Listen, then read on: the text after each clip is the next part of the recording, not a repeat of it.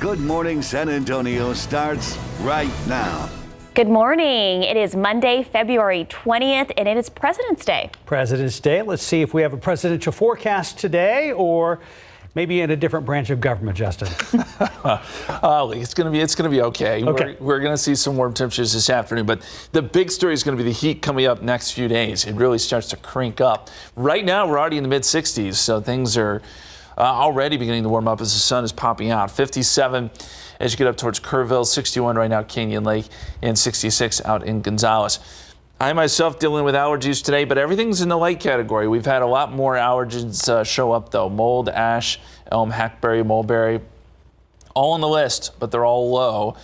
And as we look at the forecast for today, we're going to be up around 80, I think. Once that sun pops out, temperatures will race upwards. We'll get a south-southwesterly wind around 5 to 10 miles per hour. And let's look at some of the headlines as we go forward in time here. It's back. Humidity is back for at least a little bit.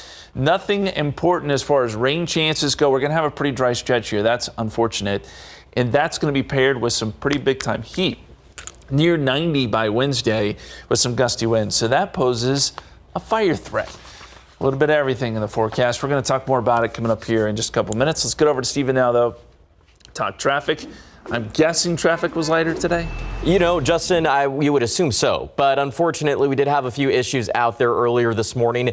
Those have cleared out, but obviously it led to a pretty big backup. And we mentioned this a little bit earlier during Good Morning San Antonio, the earlier edition. Surprised to see a lot of folks out there. And typically when an incident does pop up, it will cause slowdowns for anyone that is commuting this morning. But let's get a quick look at 281 at Basse. Not a bad shot there. Even 35 at Ridham is very quiet today. And remember, it's likely because a lot of folks have a day off. So if you have to head out the door in the next few moments, thankfully, no major issues will slow you down. But let's get you to the map. You see that some of these crashes that are on there have already cleared out, so we're not really worried about them anymore. But obviously, some of the incidents that popped up earlier were causing big delays for drivers. That's not the case right now. So we're going to clear those crash icons off of our map. Nothing to worry about, at least just yet. But plenty of road closures to be on the lookout for throughout the week. So what you can do right now is scan that QR code that's on your screen. I updated the list of the closures that are happening right now and throughout the week. So again, plan your commute ahead of time. Other than that, things are quiet on the roadways for now, guys. Thank you, Stephen. Here's today's 9 at 9. A momentous occasion, President Biden making a surprise visit to Kyiv today, his first visit to Ukraine since Russia invaded almost a year ago. He was greeted at the entrance of the presidential palace by President Volodymyr Zelensky and his wife. President Biden also announced $500 million in assistance, including military equipment. Transportation Secretary Pete Buttigieg sent a letter to the Norfolk Southern CEO demanding accountability after the train derailment in Ohio 2 weeks ago. He went on to say, quote, "The people of East Palestine cannot be forgotten, nor can their pain be simply considered the cost of doing business," end quote. An outpouring of support for former President Jimmy Carter after it was announced that he would begin at-home hospice care. Carter, who is 98 years old, is the longest living president. He served one term as president from 1977 to 1981. Inflation worries could slow down stock trading this week, shortened by today's holiday. Futures ahead of tomorrow's open have been down after several recent economic reports suggested the Fed's move to cool inflation aren't working quite as quickly as some would want, and that has some thinking interest rates will stay higher longer. Around the world, wages are not keeping up with inflation despite pay rising last year at a faster rate than the previous 2 years in major economies. In the U.S., average hourly earnings rose about 4.5% in the 12 months ending in January, but consumer prices are up about 6.5%. Home prices are going up across the country. The National Association of Realtors reports single-family median home prices increased 4% in the fourth quarter from a year ago to more than $378,000. You soon might be paying more money for a used car. Wholesale prices for used vehicles being sold at auction have risen sharply after a drop-off. Prices jumped 4% in just the last 2 weeks, which is an unusually large increase in such a short period of time. Despite money concerns, Americans are still moving around. Travel sites and hotels say they haven't seen a slowdown yet, with tourism still strong and business travel back up. Facebook and Instagram are testing out a new subscription plan that would have users pay to be verified. The starting cost is $12 a month. This follows a similar move by Twitter put in place last year. And that's today's 9 at 9. And like we mentioned in the 9 at 9, President Biden made a high-risk and unannounced trip to the capital of Ukraine this morning ahead of the one-year anniversary of Russia's war with the country. President Biden reiterated unwavering support for Ukraine as Russia continues attacking the eastern region. And as ABC's M. Wynn reports, the visit came amid new warnings from the U.S. for China not to provide any weapons or ammunition to Russia for their war. Breaking this morning, President Biden wrapping up an unannounced trip to Kyiv, the capital of Ukraine. Biden meeting with Ukrainian President Volodymyr Zelensky and First Lady Olena in a display of strong American support for Ukraine just 4 days ahead of that one-year anniversary of Russia's invasion of the country. 1 year later, Kyiv stands, and Ukraine stands. Democracy stands. Biden saying it's critical there is no doubt the U.S. will stand behind Ukraine, announcing a new $500 million aid package to the country. The president's high-risk trip coming amid a new stark warning to China. We have information that gives us concern that they are considering providing lethal support to Russia in the war against Ukraine. Secretary of State Antony Blinken meeting with his Chinese counterpart this weekend. It was important for me to share very clearly with Wang Yi that this would be a serious problem. Senator Lindsey Graham also cautioning Beijing not to cross the line, calling it the most catastrophic thing that could happen to U.S.-China relations. This as Ukraine presses for more weapons from the West, including F-16 fighter jets. Graham calling on the U.S. to hand them over and start training Ukrainian pilots, though it could represent a major escalation of U.S. support in the war. Don't worry about provoking Putin. Let's make sure we beat Putin in Ukraine. In the eastern city of Bakhmut, an area that has seen months of brutal Russian attacks, Ukrainian defenses resisting Russian forces, which have been weakening due to equipment shortages. Ukrainian President Zelensky saying his military is already preparing for the next counterattack in the western part of the Donetsk province. President Biden's visit to Kyiv was shrouded in secrecy. He's expected to travel to Poland next to meet with the Polish president and deliver remarks condemning Russia's war in Ukraine. M. Wynn, ABC News, Washington. Good morning headlines. Mardi Gras is tomorrow, and unfortunately there's already a damper on the party after a shooting last night in New Orleans. And a treasure hunter trying to make a claim on Civil War gold. Plus, Sasquatch has nothing on this Bigfoot. David Sears is here. Good morning, David. Oh, stomp. Oh, stomp. got it. Bigfoot. Not that big, buddy. Not that one. No. Different one. It happened in the UK, but you know, Sasquatch is everywhere. Well, check in on that in just a second. First, let's start with this. This was the scene last night in the French Quarter of New Orleans. Crime tape, debris all over the place after a deadly shooting happened during one of the Mardi Gras parades. One person is dead, a male, 4 others wounded and in the hospital. 2 of those wounded are male, 2 are females, 1 is an injured child. Don't know exact age of that child, though. The shooting happened around 9:30 during the middle of the parade. As soon as the shots were heard, people scattered as fast as they could. 2 guns found at the scene. 1 suspect has been arrested. Police still trying to figure out if there were other shooters at the scene and a motive for that shooting. All right, here's one of those that might have conspiracy theory written all over it. Stay with me on this one. That is Dennis Parada. He is a treasure hunter. He claims he was using his gold and silver detecting equipment years ago in the woods of Pennsylvania and came across buried treasure, gold and silver worth millions. So the story goes, in 1863, soldiers lost a shipment of gold in these woods and they thought they found it. He notified the FBI. They came to the hillside to investigate. He thinks they found it and then took it. And they're covering up the story. And he wants his cut, so he's suing the FBI. We brought him up here in the snow, set the GPL up, and set the test off, and the machine lit up gold. I mean, it was bright. The light bulb almost blew out. You could hear the noise, and I was like, and I looked, and that whole hillside, I said, it was so bright. They had the biggest lights out there. I went back the day after they dug with all my equipment, and we didn't get no more gold or silver readings. Nothing, nada. The Justice Department has turned over some documents, but a judge has to decide if the FBI needs to turn over even more. We'll keep you posted on that one. And finally, look really close to this right here. We'll outline it for you. It comes all the way down here, right there. See all that? Yep. See that outline? and that little stick measuring it, that, my friends, is a footprint with 3 toes. It is 3 feet long, and it belongs to a megalosaurus. It was discovered in the UK. The print is the largest of its kind ever discovered. There have now been 6 footprints of this kind found in that area. I don't know if that means there's 3 of those dinosaurs or just one making his way around the area. It reminds me a little bit of the footprints out at Government Canyon. Right. Got out there. They're pretty cool. And That it's quite a hike out there, but they've got them preserved out there. But look how big that thing is. Yeah. I think it's huge. It's mega. It is mega. All right, David, thank you. All right. Talk to you a little bit later on. Right now, 9:08, 64 degrees, still ahead on GMSA at 9. One of the biggest bass in state history was caught 1 week ago today. It happened on a lake east of San Angelo. We're going to talk to the man who caught this 17-pound bass. That's later in the newscast. Plus, good morning, I'm Max Massey. We are here at the San Antonio Stock Show and Rodeo. We know there's so much going on here, but later this morning, there's going to be an unveiling of a new piece of innovation. Take a look. We're going to explain what this is and what it means to our community.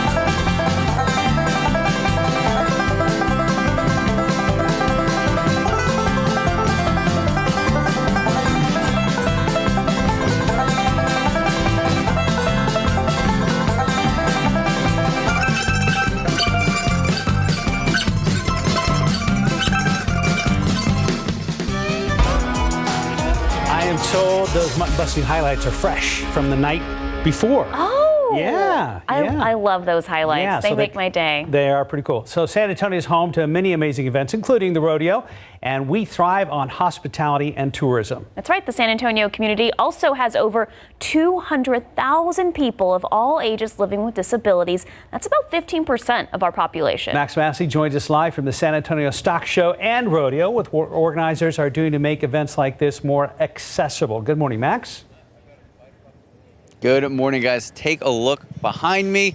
Look at this. You can read it right on the side, A Vehicle for Inclusion by Disability SA.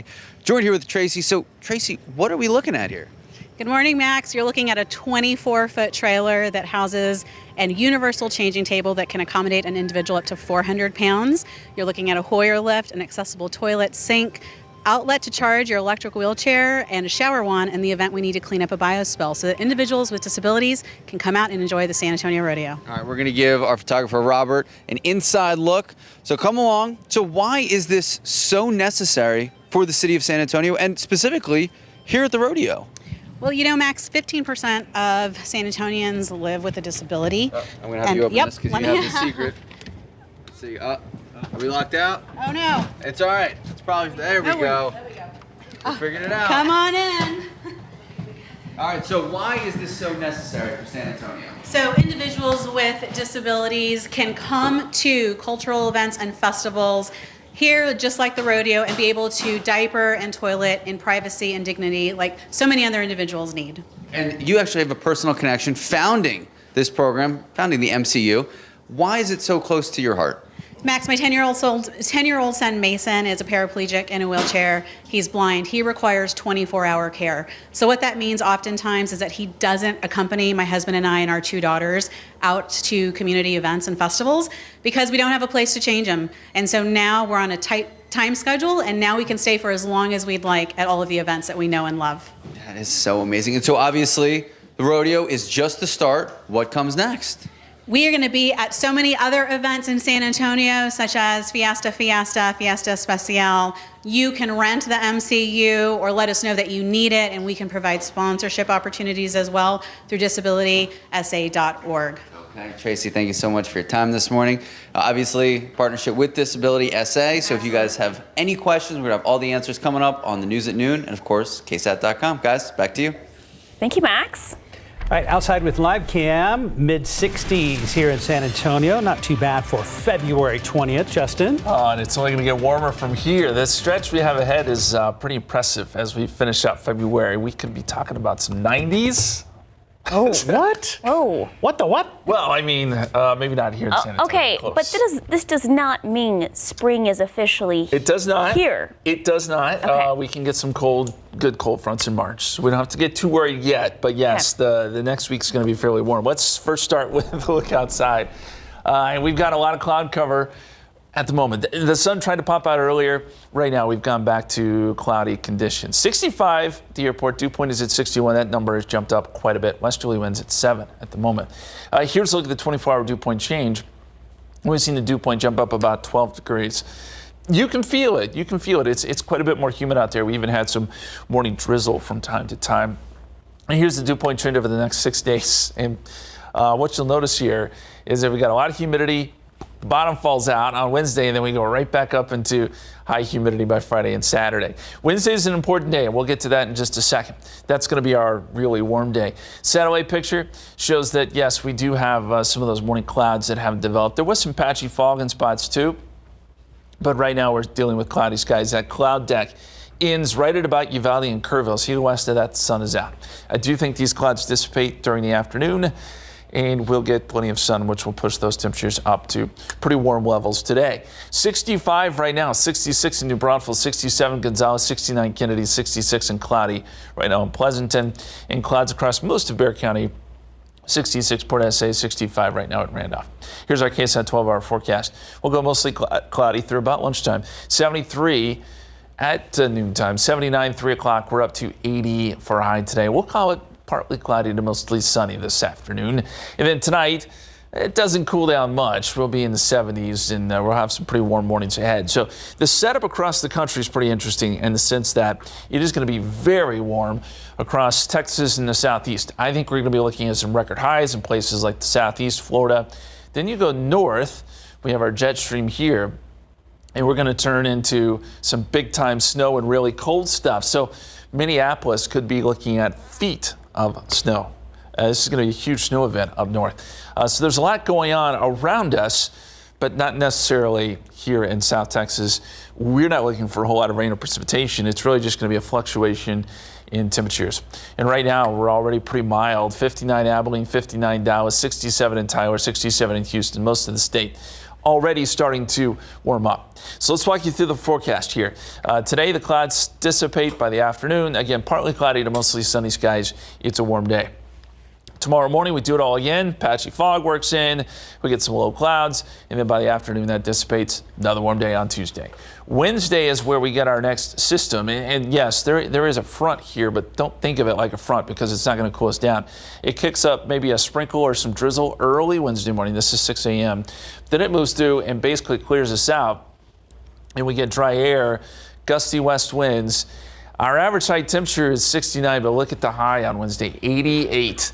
And I do think there will be 90s in places like Pleasanton, Cotulla, 91 there, 91 Eagle Pass. It is going to be a very hot afternoon. And you pair that with the low humidity and those gusty winds, and there's going to be a very high fire danger, especially out west. Hondo, Uvalde, Eagle Pass, Del Rio. This is where fires could spread very quickly. I know we've already talked a lot about this so far this year, but here we go again. And I'm concerned for the fall. If we don't get more rain, we're going to be looking at fire dangers, I'm afraid, pretty often. So 83 Tuesday, 88 Wednesday for Ash Wednesday, windy in the afternoon. It does cool down some with a weak frontal boundary on Thursday. And by cool down, I mean 79. 77 Friday, our coolest day. And then we're back in the 80s this weekend. And if you look ahead of that, which we'll show you coming up next half hour, maybe even more warmth, at least for the first part of March. Are we slowly going to shift out of La Nina soon? So, yes, that's a great question. We're going to be switching more to a more neutral pattern, I think, for the rest of the year, and then hopefully switching over to El Nino, and that usually bodes well for us in the form of rain. I'm glad you asked, Sarah, because somebody asked me that on Facebook the other day, and was like, I don't know, and we were too busy to ask you the other day. We've been in an extended La Nina, which is why things have been so dry. Hopefully we're coming out of that. Okay. Yep. Thank you. 920, 65 degrees. The Whitty Museum has thousands of artifacts for visitors to check out, but there is a lot more behind the scenes that you don't get to see. When we come back, Tiffany Huertas takes us to the place where the artifacts are collected and the process the museum goes through to collect these items. Just about 9:24. The Whitty Museum has hundreds of thousands of artifacts, and you can explore their collection that's filled with one-of-a-kind items you won't see anywhere else. So this morning, Tiffany Huerta shows us the Art and Artifacts Museum preserves at the building right next to the museum. Like a curator would do. All of the drawers are lined with glass on top. They're very hardy cases. They were actually made in Ottawa, Canada. These museum cases protect historic artifacts. In our anthropology drawer, there is an 8,000-year-old sandal. You can find these items at the B. Naylor Morton Research and Collection Center, located next to the Whitty Museum. Susan Naylor, who is an amazing donor, her father collected a lot, and so she named this whole research center after her dad. President and CEO of the Whitty Museum, Maurice McDormand, took us around the center. Behind me is American history, Texas history, and military history. McDormand says the Whitty has about 320,000 artifacts. The Whitty's founded in 1926, and we've been collecting ever since. You can also find items here connected to recent events, including the Black Lives Matter movement and the COVID-19 pandemic. The Whitty is very serious about a rapid collecting methodology to make sure that we're collecting historic times in our lives now, so that 100 years from now, people will have the actual evidence of what happened historically. On the second floor, there's more to explore. You can actually see the Whitty's Texas Art Collection in what we call visible storage.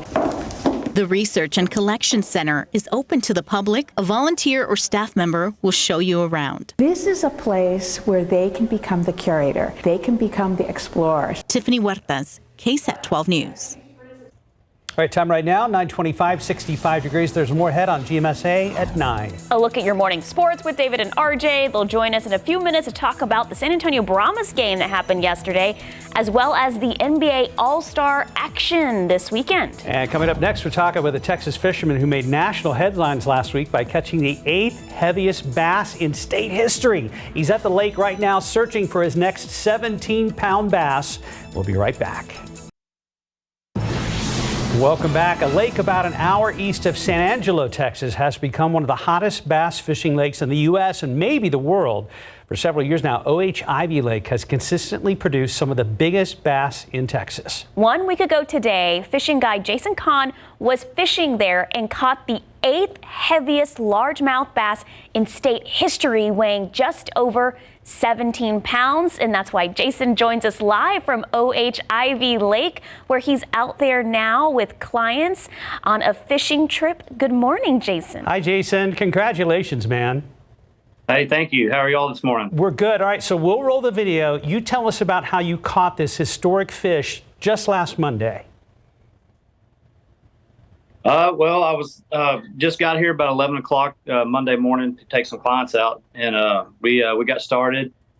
And typically, whenever I'm teaching live scope, I'll be the one fishing for the first couple of hours, to kind of let them watch what I'm doing. Well, you see the guy up there on the front. He was standing beside me. I was casting out. I'd show him. This is how you reel it in. This is how you catch the fish. How you reel it, all that. Anyway, so this fish here that I caught, she just happened to be underneath my trolling motor. We were drifting back, and I just happened to look down and saw her, and I was reeling in, and you can kind of see me step backwards, 2 steps, because I was having to get the bait to go over the top of her head. As soon as it went over her head, she just came up and just smoked it. And me and my customer both saw her, and then I just set the hook, and the fight was on from there, and it was. It was just a wild experience all around. Well, you can tell the adrenaline was pumping, right, Sarah? Yeah, you can, and I'll see the celebratory hug there, like, oh my gosh, this is actually real. It's massive, just looking at it. So do you mind telling us what type of lure you were using? I was using an umbrella rig. It's an Alabama rig, umbrella rig. What it is, it's got 5 wires on it, and you can use 5 hooks on it, and then it has blades on it, so it kind of looks just like a ball of shad coming across the water. Big school of fish. All right, so what happened right after you caught this bass, and what happened to the fish, Jason? So I took her up to the marina. They got a certified scale. We weighed her up there. Then they called the Toyota ShareLunker program. It's part of Texas Parks and Wildlife deal. They come out and they get the fish. I donated it to them. They'll hold her in a facility up there. She's got her own tank, and that's where she'll spawn at. She'll spawn with a ShareLunker male. Wow, and you've been doing a lot of interviews this last week. So what's it been like to gain this kind of fame? I don't know. It's crazy. It's been an unbelievable experience, and God put that there for me to do, and I put my time in. I'm on the water nearly every day, 300 days a year. So it was just a God-given gift, and I couldn't be more excited about it. You definitely put in the work, brother. All right, so that lake, OH-Ivy, has become very well known for producing supersized bass. Does that make it harder to catch those big fish with more and more boats out on the water now? Yeah, it's definitely like these last few days, there's been boats all over the water, and all the guys out here just struggling catching fish right now. But when you do, like yesterday, I had a customer had 2 that were over 13 pounds that just came up and hit his bait, and he missed both of them. But it's definitely hard, and the pressure, boat traffic, and it's probably only about 14,000 acres out here right now because the lake's so low. So it definitely makes it tough. All right, lastly, we heard a rumor that you named the 17-pounder that you caught last week. So what's her name? It's kind of cheesy, but I named her Pre-Valentine because it was the day before Valentine's Day, and there's another guy that had caught one on Valentine's Day and named it Valentine, so I figured I'd just name it that. Pre-Valentine. Well, Jason Kahn, again, congratulations, and thanks for talking to us. Thank you all. Yeah, we'll let you get back out there in the water. Folks, you can book a trip with Jason. His schedule's filling up fast. Look for Jason Kahn Fishing on Facebook. All right, man. Take care. Thank you. Thank y'all. Wow. It's incredible. That's awesome. Great for his business, too. I'm shaking. I'm so excited for him. As a fisherman, can you imagine 17 pounds? No. And almost right at the boat. I asked him, I said, the eyes are kind of bulging a little bit. Right. Sometimes that indicates that it was caught really deep. Yeah. He said, no, it's just an older fish, and that's what they do. And for the people that aren't fishermen, when you're reeling in 17 pounds, it feels a lot heavier than 17 pounds, correct? It's unbelievable. You probably think you're snagged first. Then you hope your line doesn't break, and then you hope your pole doesn't break. Right. So, unbelievable. I'm just so happy for him. It's awesome for him. How do you make sure your line and pole don't break? You get a good one, strategy, right? You get a very expensive one? You pray. You pray. That is incredible. That is just a huge fish. Yeah. Wow. Congratulations to him. And I don't know if the weather conditions have been perfect for fishing, but undoubtedly they haven't been bad. Well, we don't mind a little cloud cover. Yep. A breeze helps too. Okay. Kind of ripples the water, gets the food moving a little bit. There you go. Well, I would suspect that's probably what they're going to see again today there at Lake Ivy. Temperatures are going to be warm.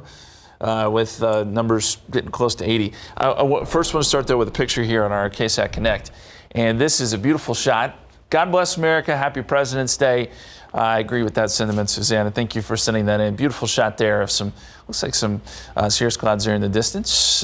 Beautiful. And we'll see a bit of cloud cover this morning before more sun this afternoon. I've been talking about those warm temperatures. This is the outlook, okay? So temperature outlook for February 28th through March 6th. So we're looking out in the distance here. But what you'll notice is this orange color. Well, what does that mean? It means that there is a high probability we are going to be above average when it comes to temperatures heading into March. And just looking at the long-term forecast, I would agree with this. So that's just long-term what we're looking at here. When you look at the 7-day forecast, you'll know that it's going to be hot this week too. So we just got a hot stretch ahead. If you're a fan of warmer weather, it is in the forecast. As we go outside for you, you can see the clouds right now. 65 degrees at the airport, 66 Stinson, 66 Kelly and Randolph. We've got a westerly wind. It's pretty light. Most places are in the 60s at this hour. It didn't really cool down all that much last night. 66 in New Braunfels, 67 Gonzales. Del Rio is one of the cool spots. A little drier out there, 58 right now. Around Bexar County, mid-60s this hour. Forecast for today, we're thinking we'll be up near 80 here in San Antonio. Upper 70s to low 80s in most spots. It's going to be sunshine dependent. How much cloud cover can we lose? But I think the clouds thin out some. And then by tomorrow morning, we're only down to 60. Fog redevelops. And then tomorrow afternoon, we go even warmer. 83 here in San Antonio on your Tuesday. So there's those warm temperatures. The satellite picture shows clouds are trying to erode. Already starting to see some breaks here on the north side of Bexar County. Still cloudy around downtown, but the quicker these clouds burn off, the warmer it will be today. And you can see that deck of low clouds, little deck there stretching from Bandera down the Uvalde. We did have some patchy fog, but most of this is just low cloudiness and it, again, will scatter out into partly cloudy skies later today. Here's the big picture across the country. You got some showers here and there, and then you run into snow across the northern tier states. What we're going to really see in the coming week is some really warm stuff here, Texas down across the southeast, and then some really cold stuff and a lot of snow as you get up into the northern half of the country. Winter storm watches and warnings have been posted. There is going to be a ton of snow up here across parts of, say, Minnesota, the Dakotas. This is going to be a big winter system. We're south of that jet stream where things are warm, and we've got quite the opposite. It's going to be warm and really pretty quiet. I wish that we could get more rain chances in here, but it's just not in the cards. So this afternoon, partly cloudy. Tomorrow morning, here comes the fog again. We start off with patchy fog, and then by the afternoon, it's sunny, mostly sunny yet again. It's Wednesday where we have a very small window for rain, and it's not going to be important rain. It's going to be just a few light sprinkles and drizzle, I think, early Wednesday morning. The problem is, once our little system comes through here, we got gusty west winds, and this really warms us up. I think we're in the upper 80s Wednesday. Could even see some 90s on the map. But you get a gusty west wind, fire danger starts to really kick in. We've got well above average temperatures, low humidity levels, and this is a problem. So high fire danger, I'd say Wednesday afternoon. In the meantime, again, 83 tomorrow, 88 Wednesday, 79 Thursday. It cools down a little bit, 77 Friday, but back in the 80s by Saturday and Sunday, and overnight lows right around 60. So this is not very February-like to finish out the month. So we have President's Day today. Tomorrow is Mardi Gras, and then Wednesday is Ash Wednesday. Correct. And then we're getting straight into Easter, and then Fiesta. And happy 4th of July, everybody. Justin, thank you. 9:38, 66 degrees. All right, you're watching GMSA at 9. We come back. David and RJ, they're going to be with us to recap yesterday's debut of the XFL San Antonio Brahmas.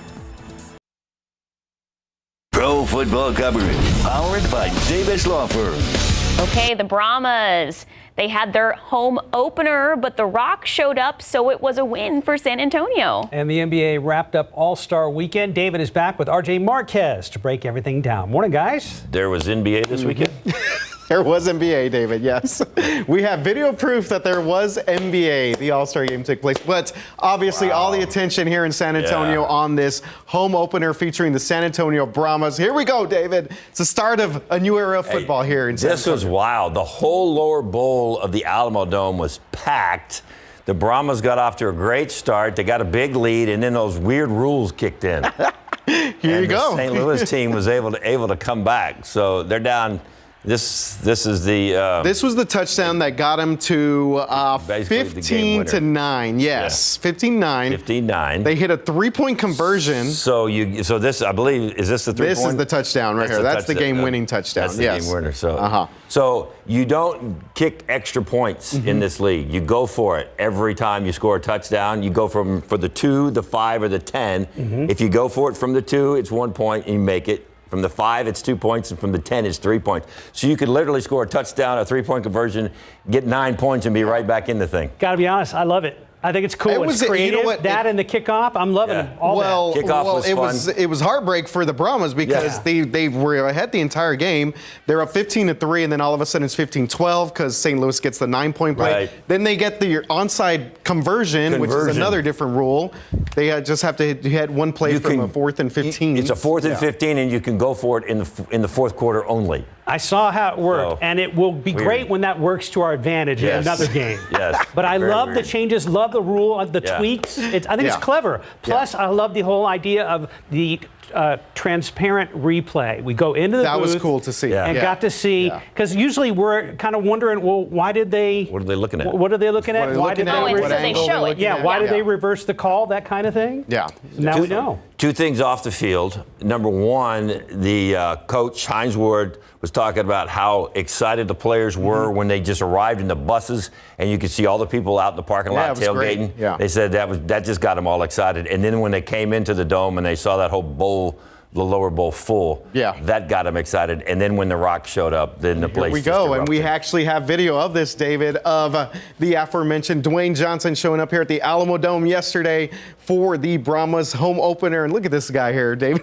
Dude, we got up and close. We got up and close to The Rock. His career in wrestling started in San Antonio. He kept saying that. They had like an interview session for us for The Rock and Danny and the other owner of the league. And he was talking about how his career started in San Antonio in wrestling. It was amazing. Yeah, let's go ahead and hear a little bit from Dwayne The Rock Johnson about being here in the Alamo City. San Antonio was always very high on the list. And I luckily, fortunately, Danny and I started my career here in San Antonio back when I was wrestling. And it helped shape me as a rookie, just 2 months as a professional wrestler. I came right here to the Alamo Dome, and this is a tough place to come into. And so I have really fond memories. And what Danny and I talked about earlier, we shared this with Jerry, was I think if we create the right story and the right team, I think this city is really going to be hungry and passionate for it. And as Danny was saying, we just start to see the ticket sales come up, and to see almost, I think, 20,000 people here tonight, it's very special. So you guys did this interview. We're standing right next to The Rock. He was at our arm's is he length. really just like? He's big. He's a big guy. Yeah. He's a big guy. Felt this very big. wide. Touched He's him very from where wide. I was standing. I could have reached out and touched him. We're all basically best friends. Yeah, that's pretty much Good it. for Yeah, you I don't guys. think- He'll come back and visit, you know. I tell you what, if we can get him back here and do a one-on-one interview, that'd be awesome. Well, hey, the he was a nice XFL guy. I mean, I was pleasantly surprised how nice he was. Of course, he's selling a product, so you know everybody's nice when they're trying to sell something. But they of course announced announced that the XFL Championship is going to be played here on May 13th at the Alamo Dome. So maybe he will be back. So why wouldn't he be back for the first ever championship? XFL Championship game? So no, he was great. Danny was great. It was a lot of fun for last night. Yeah, definitely. So the Brahmas now hitting the road for the next couple of weeks here. They're playing at Orlando. That game is at 3 o'clock there. And both teams coming off of a season opening loss, David. So horns forward. This is going to be a fun season. It's going to be fun to watch how this all transpires because of those new rules and the way teams can get right back in the game. Yeah. Absolutely amazing. There was something else going on this weekend, too. Yes. I'm not sure what it was, some NBA thing. I know you were all jazzed up about this after, you went home, watched the All-Star game. No Spurs in this game. Look at this team Giannis won. Yeah, it was basically just a pickup basketball all over the place. But the highlight of the weekend. Okay. Let's get to the highlight of the weekend. His name is Mac McClung. Oh, so you want to go Mac McClung? So we did have Jeremy Sohan, who was in Salt Lake City. He was part of the Rising Stars Challenge. Had a couple of nice highlight plays here. Great experience for Jeremy. Okay, that's a slam dunk, right? Okay, now he should have been in the that's dunk good. contest. But he was not in the slam dunk contest. He was not. He might should have been. Let's go to that next. Here we go. Now this is the guy we're going to talk about right here. Guy here. Mac McClung. He is a two-way player, which means he's still got a contract to play in like the G League. He's with the Philadelphia 76ers. He's not even a full-time contract NBA player, and he won the NBA and obviously, All-Star Weekend slam dunk. Look at this kid. You're excited because he is a and the most important thing is he played for Texas Tech University. How old is he? He's probably like early 20s, maybe. So he's been out. He's been in the G League for a while. Yeah, he's like, I think 1 or 2 years, but he's not even a full contract player. Yeah, he's with the Lakers G League team for a little bit, and then now assigned to that two-way deal with Philadelphia. But they were saying during the telecast, there was like, Star is born here. I mean, these were incredible dunks. Look at this kid. How tall is he? He's not very tall. He doesn't look that tall. No. Little guy pulling off those Kobe moves, right? Yeah. Right. Absolutely, yeah. And yes, we heard Texas Tech, David. Oh, did you hear that? Yes, did sir, you hear I me say did. Texas Tech? It was not lost on me at all. Just checking. RJ, David, thank you guys. Thanks, guys. Can't wait to hear more about XFL as we go forward, and love that Horns the championship game is here. Horns Go Brahmas, go forward. What is it? Horns forward? Is that really? That's the thing? That's the thing. That's their thing. Yeah, you know. So you take this and you bring them down, horns forward. Oh, okay, cool. Brahma Bull is, Well, I guess I got to explain this to you guys. 66 degrees. Oh, boy. We'll be right back. I'm telling you, that's how it goes. Okay. Man. Thank you, David. We'll be You guys back. gotta go to the road. As we get closer to the Oscars, A-listers were across the pond last night for the British Academy Film Awards. And because London's calling, it wasn't just Hollywood royalty making headlines. ABC's Will Gans has a story. The BAFTA for Best Love Tap on the backside goes to Prince William and Princess Kate, the latter wearing the same Alexander McQueen gown she wore to the BAFTAs in 2019. A statement on sustainability with $27 earrings from Zara. A theme of money-saving secrets throughout the night. This is top secret. All show business people use the same Netflix account. The British Academy of Film and Television Arts Awards hitting all the right notes. Have faith in you and the things you do. Elvis leading man Austin Butler taking home Best Actor. Lastly, I want to thank the Presley family. I cannot thank you guys enough for your love and for sharing with me who Elvis truly was. I hope I've made you proud.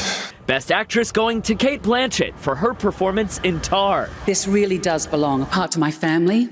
Thank you so much for letting me go, because this was really, it did take a lot, and it took me away from you an enormous lot. An enormous lot. I don't know whatever that means, but yes, that was the state I was in. The biggest winner of the night, All Quiet on the Western Front. The World War I epic scoring 7 awards, breaking the BAFTA record for most awards won by a film not in English. And sweeping the supporting actor and actress categories, the Banshees of Inisherin actors Kerry Condon and Barry Keoghan, who grew up in the foster care system in Ireland in 13 different homes. For the kids that are dreaming to be something from the area that I came from, this is for you. And Dame Helen Mirren leading a special tribute to Her Majesty Queen Elizabeth II. Your Majesty, you were our nation's leading star. On behalf of BAFTA, thank you for all that you have done for our film and television industry.